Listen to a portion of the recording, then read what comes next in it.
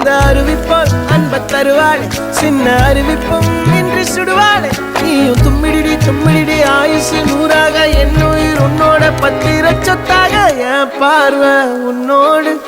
உன் பொம்மை கண்ணோடு பேசாமல் விண்ணோடு நாம் மிதந்து போவோம் காதாரா